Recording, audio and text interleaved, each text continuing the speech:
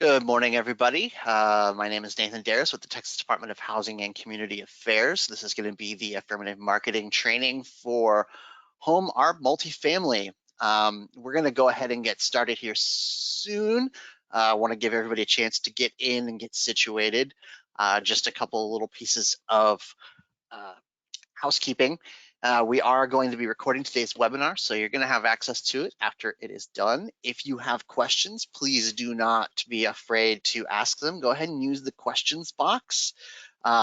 We will either answer you right back. We may answer the question for everybody to hear, or if it's something that's going to require a little bit of research, we may have to get back to you with an answer after the webinar, but we will answer everybody's question. In the meantime, go ahead and use the sound in the sound portion of the GoToWebinar software.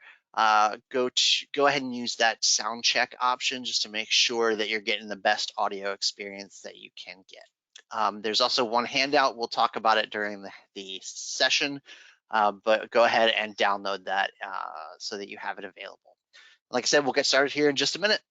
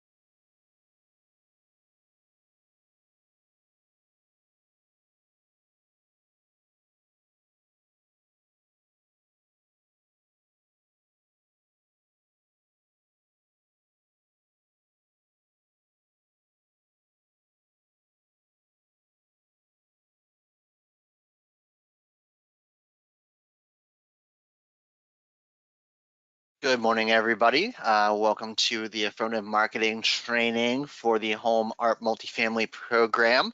My name is Nathan Darris with the Texas Department of Housing and Community Affairs. We're actually going to go ahead and get started here in about 5 minutes. So at 10:05, I want to give everybody a chance to get in, get situated, and deal with the inevitable gremlins that always happen with it whenever technology is involved. So we're going to get started at 10:05. Some pieces of housekeeping. If you have questions throughout the webinar, go ahead and put those in the questions box. We will do our best to answer them as we get them, or we may have to answer them at the end of the webinar, or we may have to get back to you after the webinar, but we will answer your question. We do have one handout. Go ahead and get that. It will help to guide us throughout this webinar. And if you haven't done so already, go ahead in the audio tab, use that sound check option to make sure that you're getting the best audio experience possible, make sure we won't have any additional gremlins. So like I said, we're going to get started at 10:05, and I'm also going to put up, there'll be a question on your screen. It's going to help us figure out, who's here and what we can do to, how we can tailor this webinar to get the most out of it for you. So I'm going to put that poll up if you don't mind answering the question, and we'll get started at 10:05.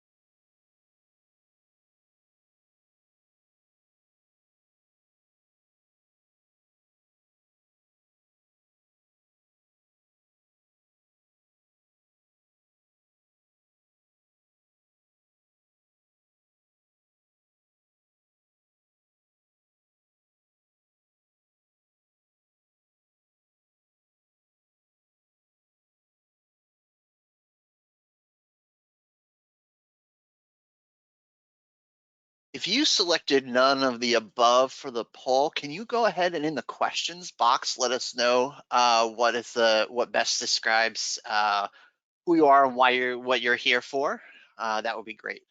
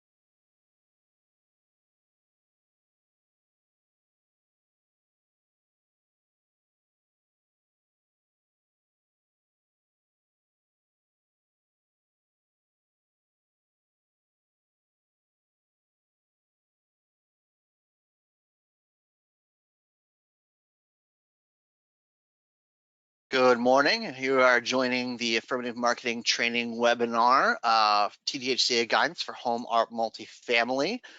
We're going to go ahead and get started now. Included as a handout is a form called the 935.2A. If you haven't already done so, please go ahead and download that. It's going to help us as we go throughout the webinar. My name is Nathan Darris. I'm the Fair Housing Coordinator here at the Texas Department of Housing and Community Affairs. And I'm definitely excited that y'all are joining us. This is our first affirmative marketing training webinar for a new program. So this is exciting for me, and I hope it's exciting for y'all, or at least you should lie to me and tell me that it is. So just a quick disclaimer for today's webinar. The material that we have here is based upon work that was supported by the U.S. Department of Housing and Urban Development. Under the Fair Housing Initiative's Program Grant Education and Outreach Initiative number FEOI 1900455. Really what this means is that any opinions, findings, conclusions, or recommendations expressed in this material are not those of the author and do not necessarily reflect the views of the U.S. Department of Housing and Urban Development, though the U.S. Department of Housing and Urban Development did review this webinar. So they may not bless it, but they certainly know that it exists and didn't tell us to delete anything from it. So before we begin today's webinar, I just want to note that all of the materials and recordings for this webinar will be available on the TDCHA website. You will also get an email that has a link to the recording about a day after the webinar. So tomorrow morning, you should get this email. If you have any questions, enter them into the questions chat box. After every segment, we'll try to answer questions in that box. This training is informational only. It does not satisfy the requirements in Texas Administrative Code 10-TEC 10.402 E1 through E2 for post-bond closing documentation for multifamily bond transactions or for documentation submitted for the 10% test for housing tax credits. This session is going to last around, my notes say 90 minutes. I'm hoping we're going to get this done in about 60 minutes so we have extra time for questions. My name is Nathan Darris. As I said before, I'm the Fair Housing Coordinator here at TDCHA. My contact information is on the screen. I think it'll come up again later on, but go ahead and write it down. If you have questions about affirmative marketing or really anything fair housing, please feel free to reach out to me. So today's objectives or goals, at the end of the training, what we expect you to be able to do is to understand affirmative marketing and fair housing, how to develop an affirmative marketing plan, and how to determine least likely to apply populations. Please note that some of the requirements or forms are specific to multifamily and are not for single family programs.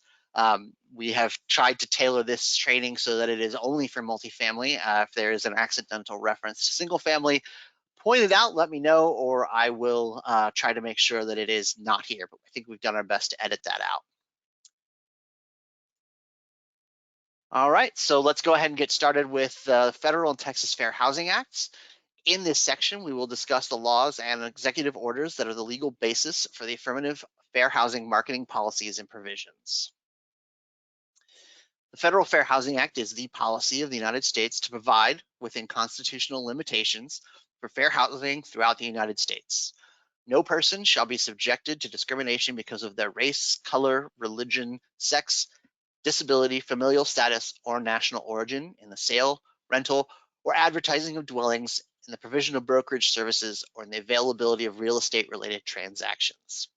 Specifically, Section 808E5 states that the Fair Housing Act requires affirmatively furthering fair housing, which includes ensuring a positive outreach and informational effort to those who are least likely to know about and apply for the housing in question. Each applicant for participation in housing programs of the Department of Housing and Urban Development shall pursue affirmative fair housing marketing policies in soliciting buyers and tenants and in advertising the availability of housing properties. Throughout this webinar, you may see the term CFR. In fact, you see CFR right there on your screen now. That stands for Code of Federal Regulations. And that is a document that contains all regulations published in the Federal Register. It's divided into 50 sections. Housing and Urban Development is found in Title 24, which is also where the majority of Fair Housing Act regulations are located. Also, where the word handicap appears in statutes or regulations, we're going to use the word disability for the rest of the presentation. The second bullet point here is important because the duty to affirmatively further fair housing is where we get the requirement to affirmatively market. To not just promise not to discriminate, but to actively reach out to populations that have been discriminated against historically in the past and are the least likely to know about and apply for housing. So now we're going to get started with affirmative marketing. We're going to go ahead and get a quick overview of affirmative marketing policies and the requirements for affirmative marketing plans. Affirmative fair housing marketing and outreach is a requirement of statute, executive order, and regulation. Statutory authority exists here in the Fair Housing Act. It also exists in Section 504 of the Rehabilitation Act of 1973, in Title VI of the Civil Rights Act, and also Executive Order 11063. All of these provide that federal executive departments and agencies must act to end discriminatory practices for properties receiving federal financial assistance. All applicants for participation in federal housing agency subsidized and unsubsidized multifamily housing programs with 5 or more units must complete this affirmative fair housing marketing plan as specified in the Code of Federal Regulations. This plan helps owners, agents, and respondents effectively market the availability of housing opportunities to individuals of both minority and non-minority groups that are least likely to apply for occupancy. Affirmative fair housing marketing and planning should be a part of all new construction, substantial rehabilitation, and existing project marketing and advertising activities. I did reference earlier the handout that is in your GoToWebinar menu. That is called the 935.2A. That is the affirmative marketing plan form that is referenced, that I'm referencing here. It is the policy of HUD to administer its FHA housing programs affirmatively as to achieve a condition in which individuals of similar income levels in the same housing market area have a like range of housing choices available to them, regardless of their race, color, religion, sex, disability, familial status, or national origin. Each applicant for participation in FHA subsidized and unsubsidized housing programs shall pursue affirmative fair housing marketing policies in soliciting buyers and tenants, in determining their eligibility, and in concluding sales and rental transactions. HUD set forth rules for affirmatively marketing to eligible households of single-family programs and multifamily programs. The federal rule citations are here for your reference. However, if all of these citations seem like a lot to keep in mind, keep in mind that TDCHA's requirements are going to help you meet HUD's requirements for TDCHA's programs.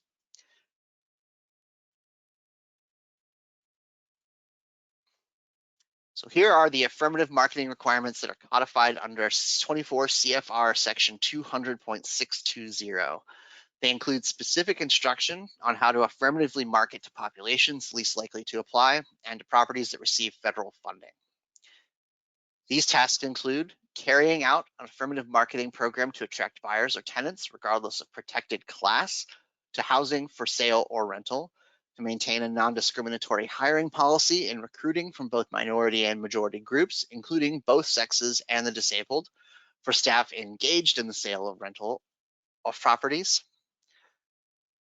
Instruct all employees and agents in writing and orally in the policy of non-discrimination in fair housing, and to prominently display in all offices in which sale or rental activity pertaining to the project or subdivision takes place in the department-approved fair housing poster, and include in any printed material used in connection with sales or rentals the department-approved equal housing opportunity logo or slogan or statement. So in this section, we're going to discuss affirmative fair housing marketing plan requirements for multifamily properties that are monitored by TDCHA. As a reminder, we will go through how to develop the affirmative marketing plan, including how to identify least likely populations. The affirmative marketing plan requirement also applies to multifamily housing properties or all developments with 5 or more total units receiving federal funding. This includes affirmatively marketing the units to promote equal housing choice for prospective tenants, regardless of race, color, religion, sex, national origin, familial status, or disability. They must develop and carry out an affirmative fair housing marketing plan or affirmative marketing plan to provide for marketing strategies and documentation of outreach efforts to prospective applicants identified as least likely to apply. An owner must update its affirmative marketing plan in populations that are least likely to apply every 5 years from the effective date of the current plan. Per the requirements of the Texas Administrative Code rule, developers must develop an affirmative marketing plan. Because these are HUD funds, administrators must use the 935.2A form for their plan to satisfy HUD requirements. While TDCHA only requires the format of the plan to be substantively the same as the 935.2A, it is best practice to use the 935.2A form because it will satisfy both HUD and TDCHA requirements simultaneously, thus keeping you from having to create two different affirmative marketing plans in two different formats that say essentially the exact same thing. And again, this form, the 935.2A, is available on the TDCHA website, and it's also in the handout portion of GoToWebinar. To access the multifamily affirmative marketing form, you can go to tdhca.tx.us/pmcomp/forms.htm. That link is also at the bottom of the screen. You can also access this page from TDCHA's homepage. You just need to go to the Support and Services tab at the top of the page. Click on Forms. For multifamily, you scroll down. You can see where it says single family. Ignore that. You just go down to the part that says Affirmative Marketing Plans, and you want that 935.2A current version. If you haven't noticed already, I have mentioned the 935.2A several times. So as you can imagine, it's going to be an important part of the rest of this training. So if you haven't done so, go ahead and grab that form from the handout section.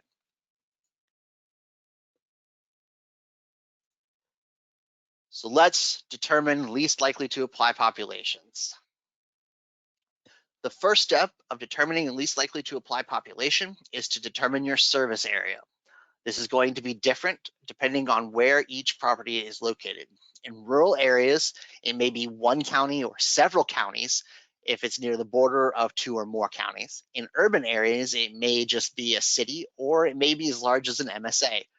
The service area is essentially where most of your applicants would likely be currently residing. So not where they will be residing, which is obviously at your property if everything goes according to plan, but where you expect most people that will be living in your property to be prior to moving to your property.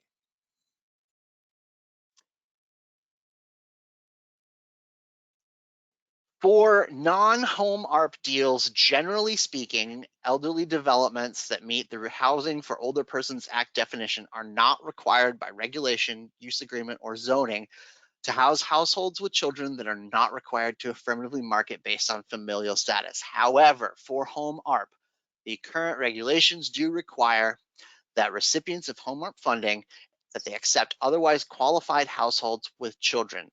This generally means households with children where the child or another member of the household has a disability.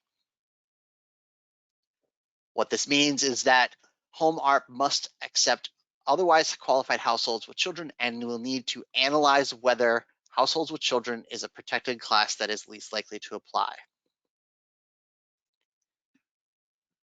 The property demographic data then that you will not have, so because all of these will be new construction, you will not have property level demographic data to use as a comparison.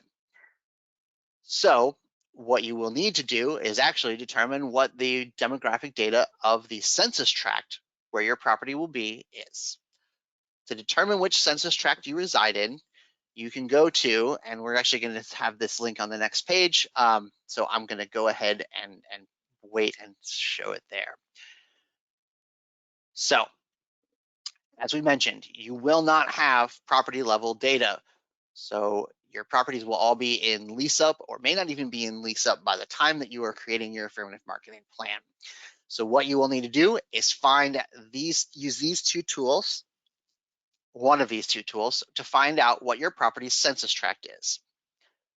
I do like to use the second tool because it covers a lot of information that you will later on need, but the first link will also do that. We'll also get you your census tract. But as you can see, we've used a little bit of an example here for Cross Timbers, which is a property that TDCHA does in fact monitor. We were able to get the census tract code right here. So that way you will know what we're looking for or what you're looking for.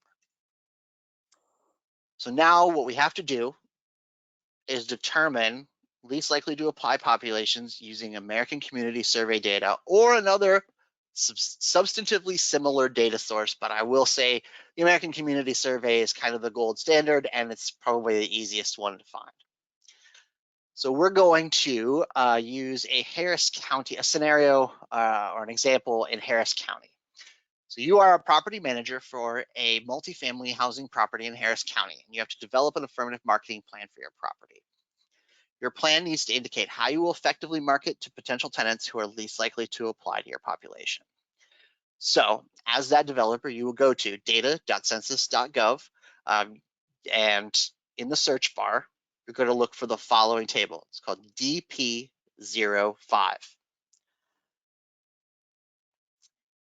That's going to be called the ACS Demographic and Housing Estimates. As you can see on the screen, this is exactly what it will look like on the census website when you type in DP05.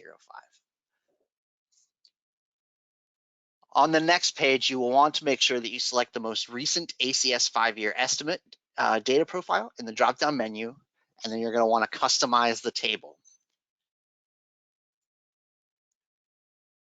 So that's what this will look like. Right now, we have 2020 is the latest 5-year estimates data. The 2021 ACS 1-year estimates will not have information for census tracts, which is why you need to use the 5-year estimates. It's the only one that will have enough data to give you estimates at the census tract level.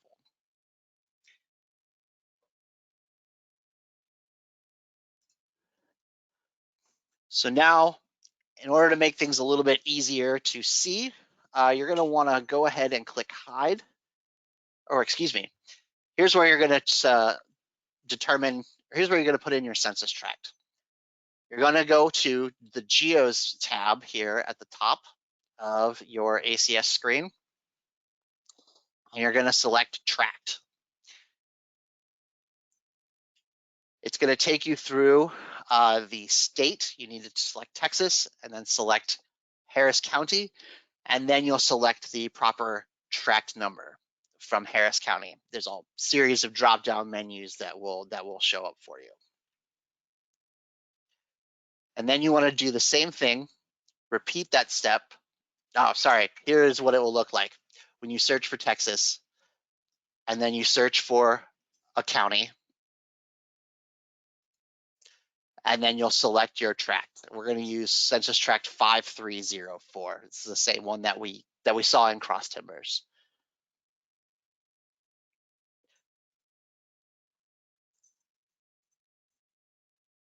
So next, we're going to see, this is the same process you would take if you wanted to compare your census tract to a city. Instead of you'll notice there's no city icon here, just place. That's what the census calls a city, is place.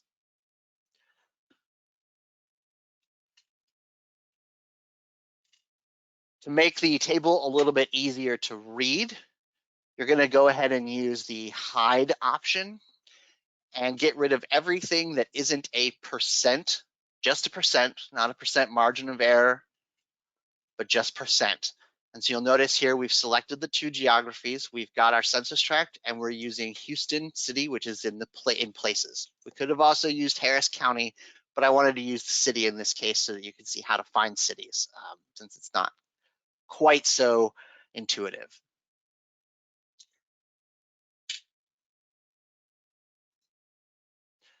So once you've done all that hiding, this is what your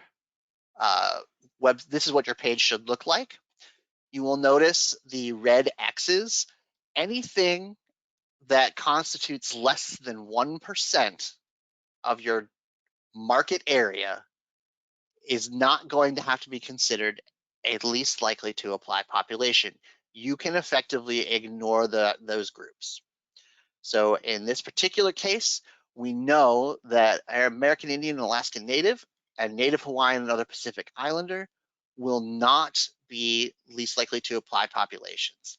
Additionally, you can usually ignore some other race because there's not a great way to determine what particular group this is referring to. You will notice I've put 2 blue arrows here. Those 2 blue arrows are places that, given the data that I see, I would say those are places where those are populations that would be least likely to apply. So there are far fewer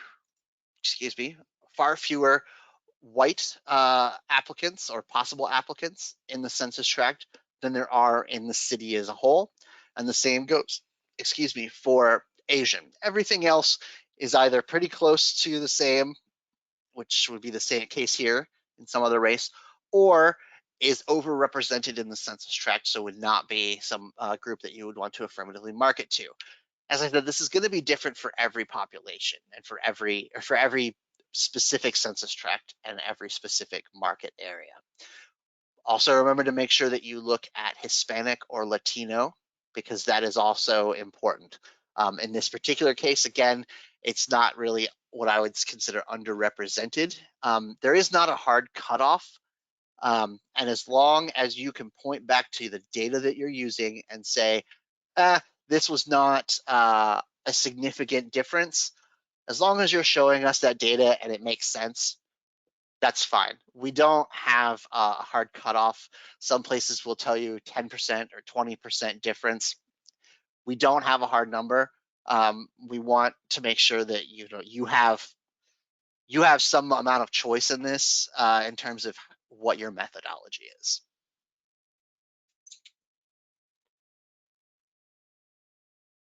So HOME-ARP recipients must include households with children in their analysis. So the DP05 table is not going to be enough for you on its own.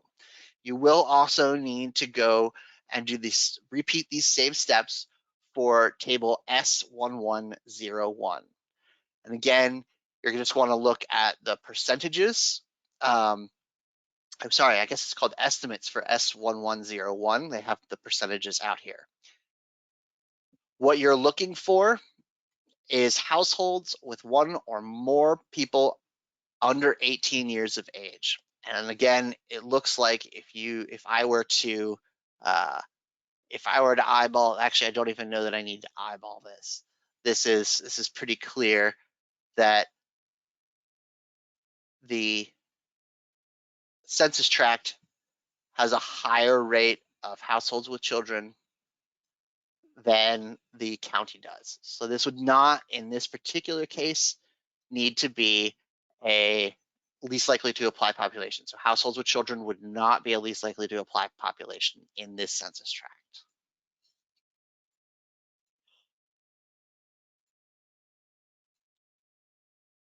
Persons with disabilities is always required to be included as a least likely to apply population. You don't need to do any analysis to include this. In fact, it is required that it is included as a least likely to apply population.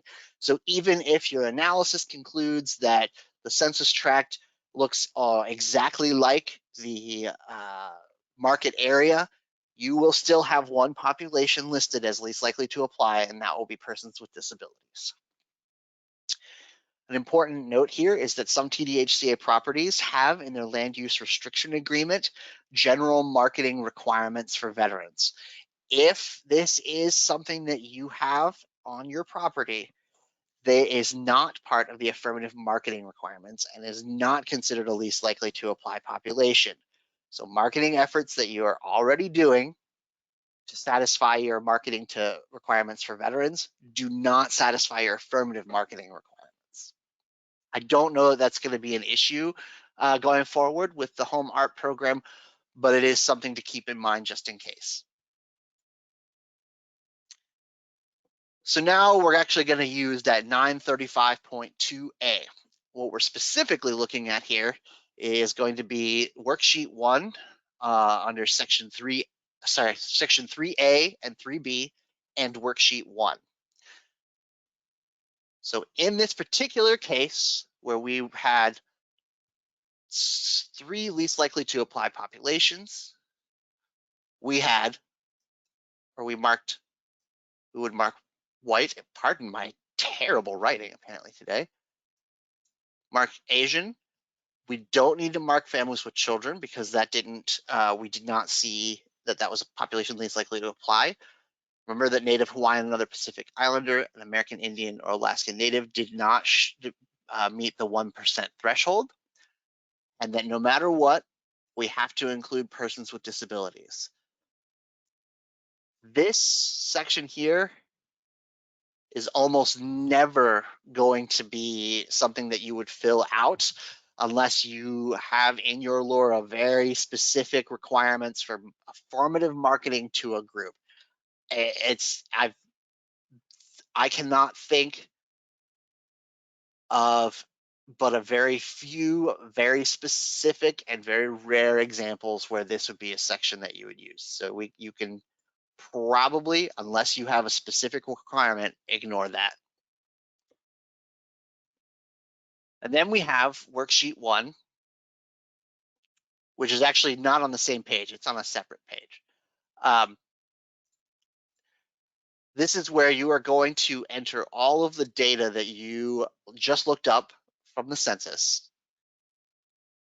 And this is how you're going to justify the answers that you gave in 3B and 3A.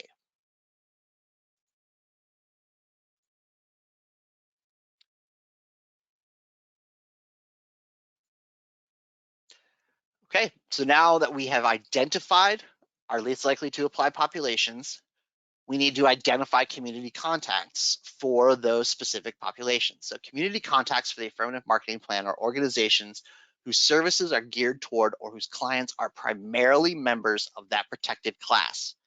So it's important to note that in order to count toward the minimum number of 3 required contacts, an organization's clientele must consist primarily of members of at least one of the least likely to apply populations identified in your affirmative marketing plan. So for example, after you've completed your research to identify populations that are least likely to apply to your housing property, let's say that you found that African Americans and persons with disabilities were shown as least likely to apply in your property demographic area. Remember, persons with disabilities is always going to be a least likely to apply population. So that is always going to be one that you will need to be looking for community contacts for.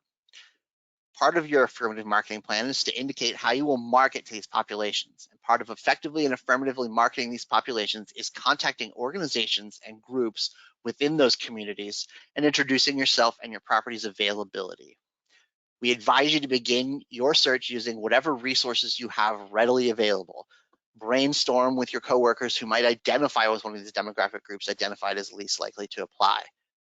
Remember, we trust that you do know your area better than we do. So if you are aware of something that isn't even on either of these lists, but you know that it exists and that it primarily serves one of your least likely to apply populations, please use that.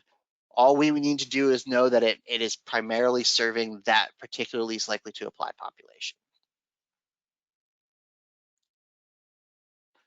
You might also find that least likely to apply, your least likely to apply population might be white, which is completely normal for a lot of areas in Texas, especially along in the Rio Grande Valley and in a lot of major cities. A least likely to apply population does not automatically infer people of color or minority.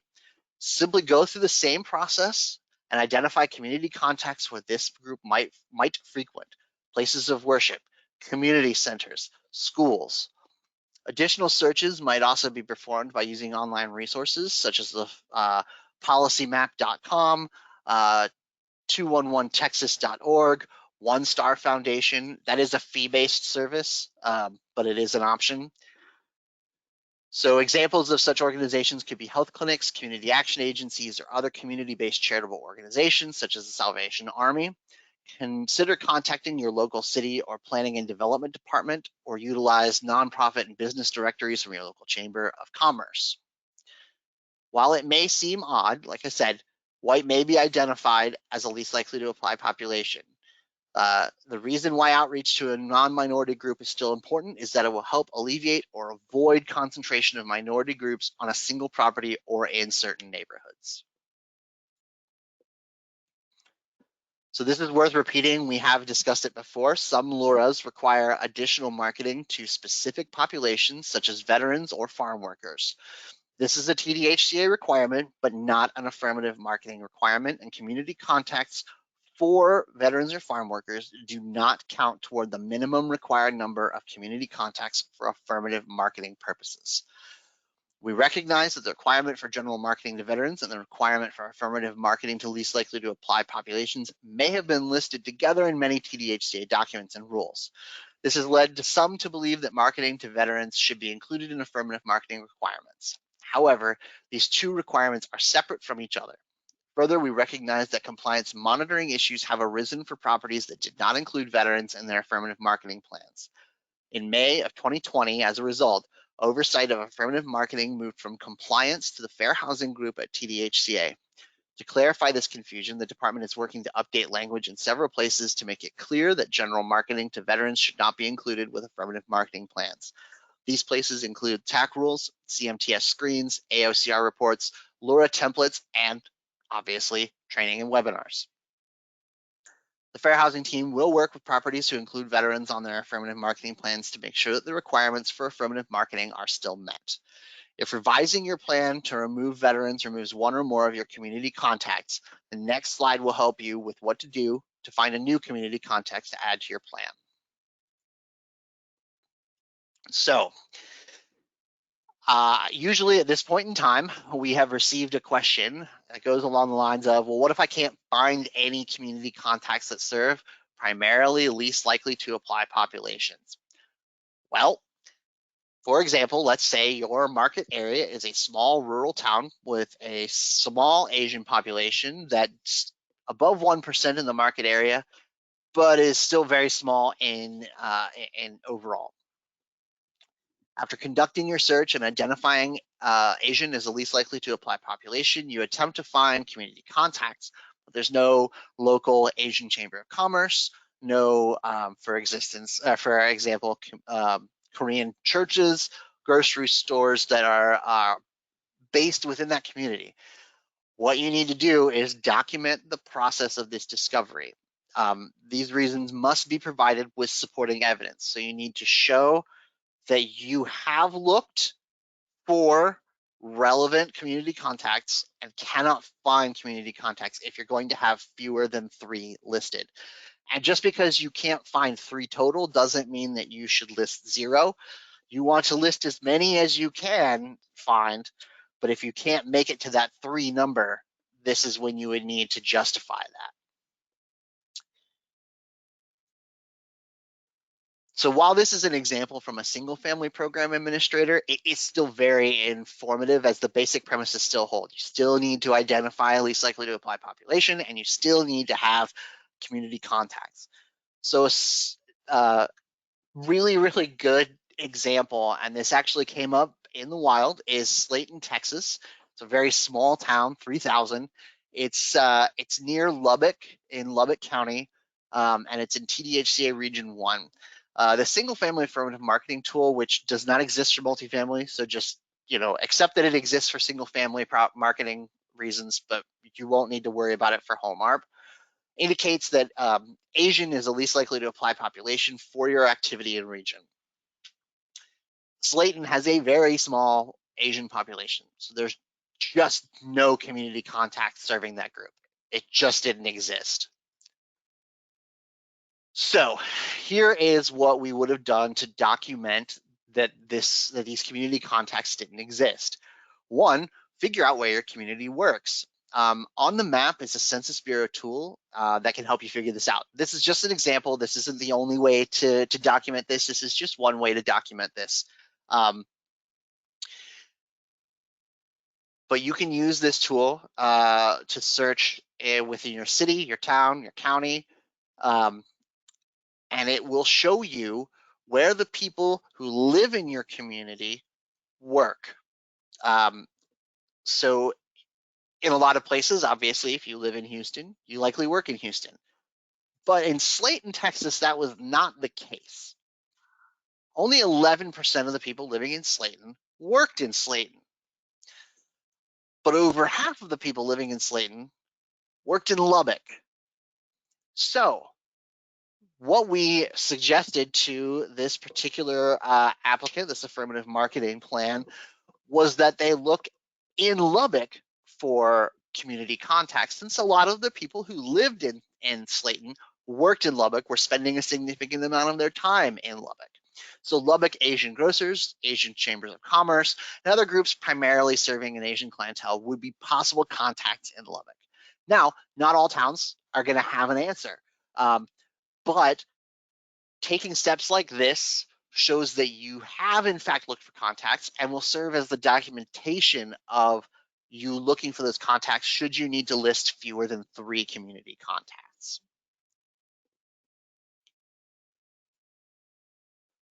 The affirmative marketing plan form also requires you to include which media outlets you will utilize to market your property's availability. TDCHA does not require disclosing media outreach on affirmative marketing forms and does not have requirements for media outreach. Please feel free to include it if it happens. It's not going to cause your plan to be non-compliant, and it's always great to have that information if it exists. But if you are not planning on using media outreach, there's no requirement that TDCHA has that you do media outreach.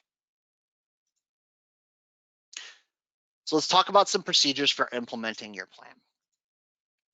As mentioned previously in the community contacts and media section, the following is required for when you put your plan into motion.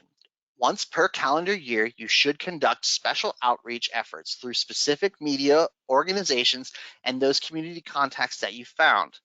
TDCHA indicates a minimum of 3 organizations to whom you plan to conduct outreach, so a minimum of 3 community contacts or organizations. For multifamily, these outreach efforts must be performed at least once per calendar year, as long as you are accepting applications. If your waitlist is closed, you do not need to conduct affirmative marketing. Once your waitlist is back open, you will need to start conducting affirmative marketing again. Persons with disabilities, again, must always be included as a population least likely to apply. And just because we cannot mention this enough, apparently, veterans and other populations, such as farm workers, are not a least likely to apply population, even though you may be required to market to them generally per your land use restriction agreements. This requirement is separate from affirmative marketing because veterans and farm workers are not a protected class under either the federal or Texas Fair Housing Act. So you should not put your marketing efforts for veterans or farm workers into your affirmative marketing plan. In fact, it should only be for protected classes under the Fair Housing Act. Per Texas Administrative Code, Title 10, Section 10.801, for multifamily, the Fair Housing logo must be contained in any materials used for advertising or marketing related to housing development. These materials must also include the contact information for the individual who can assist if reasonable accommodations are needed in order to complete the application process. The property contact information must also be provided in both English and Spanish, and it may be required, and other languages may be required in accordance with limited English proficiency requirements. So the best example of this is if you are in Houston, it is very possible that you need to provide contact information in, say, Vietnamese. In addition to the Fair Housing logo, the Equal Housing Opportunity insignia also includes a statement and a slogan. The slogan is Equal Housing Opportunity, which you can see here. And the Equal Housing Opportunity statement is, we are pledged to the letter and spirit of U.S. policy for the achievement of equal housing opportunity throughout the nation. We encourage and support an affirmative advertising and marketing program in which there are no barriers to obtaining housing because of race, color, religion, sex, or national origin. So here is where we're going to give you just a little bit of a hint. HUD requires your print materials to show one of those items, either the logo, the slogan, or the statement, while TDCHA's rules specifically indicate that the logo should be used. Just use this logo, the house with the equal sign that says Equal Housing Opportunity underneath it. That is because it will satisfy HUD's requirements and TDCHA's requirements simultaneously and keep you from having to print things multiple times with different slogans. There are requirements regarding the size of the fair housing logo. Please make sure to determine what size logo is necessary based upon the size of your print materials. For print ads, it is advised that the logo be 2 inches by 2 inches for ads that are a half page or larger. For an eighth page, for anything from an eighth of a page to a half a page, 1 inch by 1 inch. For any ads that are 4 column inches to 1/8 of a page, you can use a half inch by half inch logo size. For non-print ads, your logo should be as large as the largest of other logos used.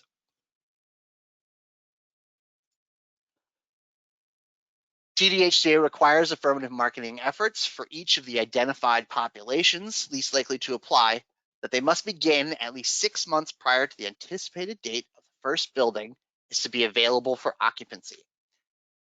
While it may say 90 days on the Affirmative Fair Housing Marketing Plan form, TDCHA currently requires 6 months.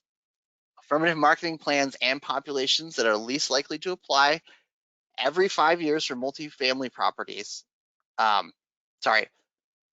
Affirmative marketing plans and populations that are least likely to apply need to be updated every 5 years for multifamily properties. So that would include HOME-ARP.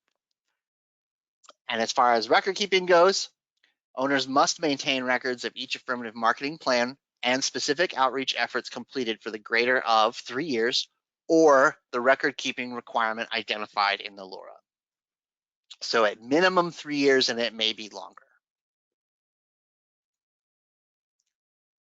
There is an exception to the affirmative marketing requirements. If the development has closed its waitlist, affirmative marketing is not required. Affirmative marketing is required only as long as the owner is accepting applications, has an open wait list, or is marketing prior to multifamily development placement in service. The waitlist policy for single-family programs is a requirement and does not have this exception, but that's not, you don't need to worry about the single-family exceptions.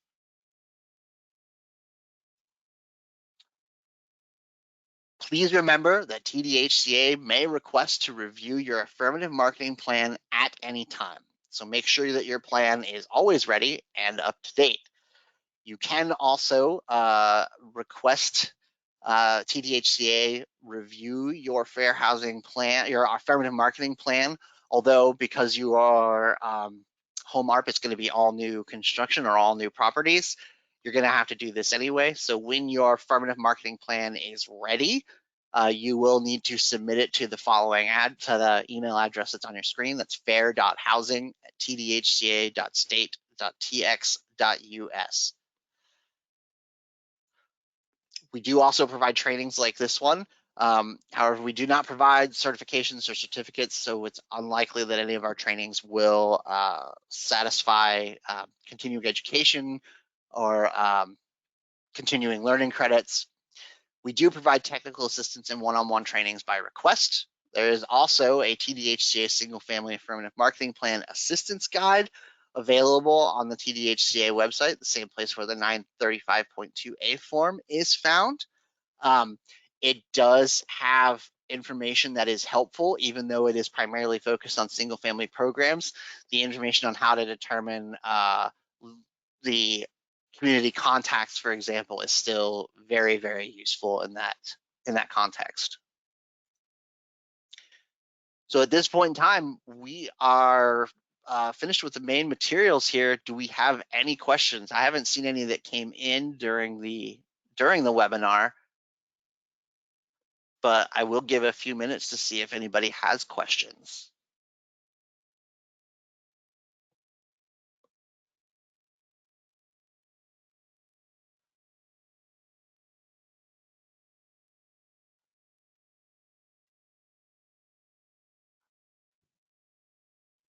Just remember that no questions are stupid.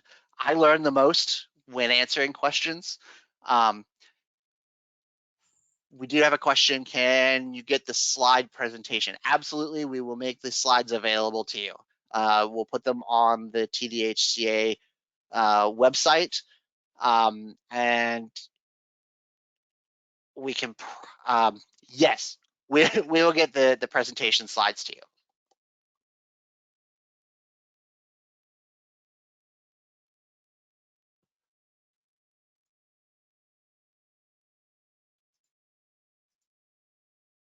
Okay, oh, here we go. If the property is using coordinated entry, do they have to do affirmative marketing? Okay, really great question. And this is where I may have to lean on Tiara a little bit here. Tiara, a coordinated entry, is that a limitation or a preference? Are we allowing limitations, or is it just preferences? Coordinated entry would be a referral method, and it also is a preference to the property, but I believe you would still need to do affirmative marketing for your qualifying populations. Right, so I guess, okay, so my question is, coordinated entry is based on referrals. Are we allowing the properties, or are the properties allowed by rule to only accept those referrals, or are they granting preference to those referrals? So they have the option. They can do an expanded referral method with a COC. That is an option as a referral method, but they also have the option to allow other referrals. It just depends on what you select when you submit your application. Okay, so either way though, you would still need to do affirmative marketing because, and at that point in time, you basically what you would do is say, if you find your community contacts, and then in the materials that you're using to reach out to those community contacts, make sure that you include information about where the referrals are coming from. So let them know that, hey, if you're interested, go to here instead of directly to the property. So go to whoever your referral network is. Yes. So that's going to be the way that you want to structure your affirmative marketing materials. Tiara, this is definitely a question for you. When will HOME-ARP be released? Great question.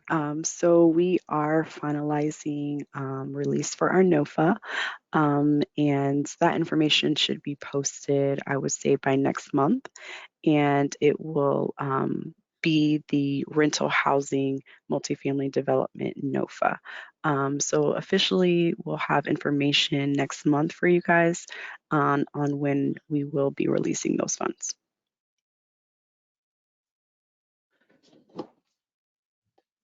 All right. Any other questions?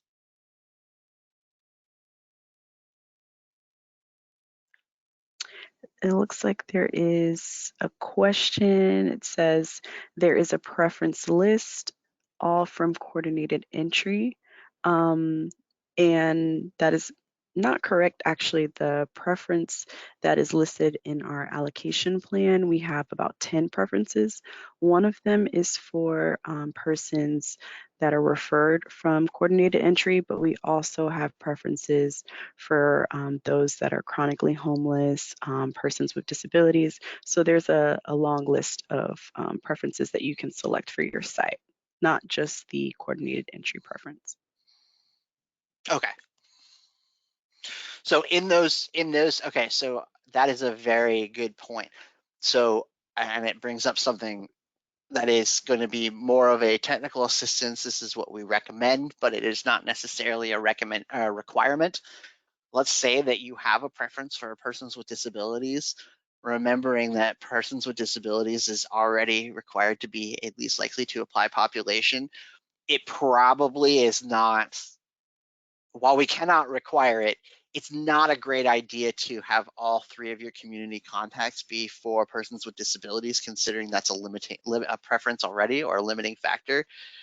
You may want to go ahead and include any other least likely to apply populations there as well.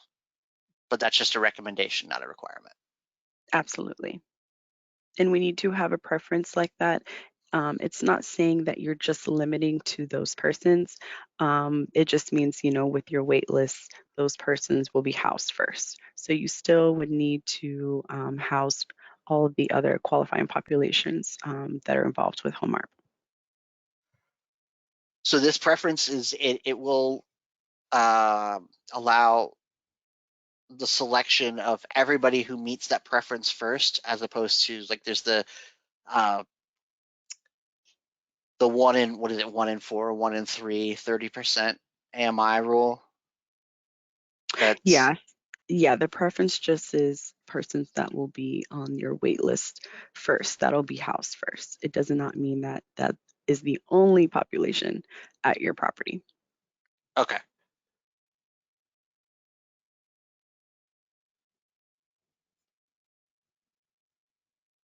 All right, well, I have not seen any new questions come in, and look at that. I almost nailed the 60 minutes right on.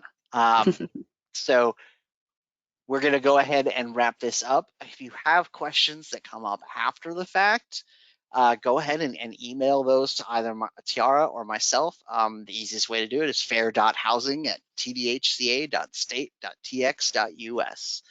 I'll put that back up on the screen here for a second so people can see it to make it easier. And there's Tiara's email and phone number as well. And with that, thank you all for joining us, and enjoy the rest of your day. And we look forward to hearing from you for any questions you may have.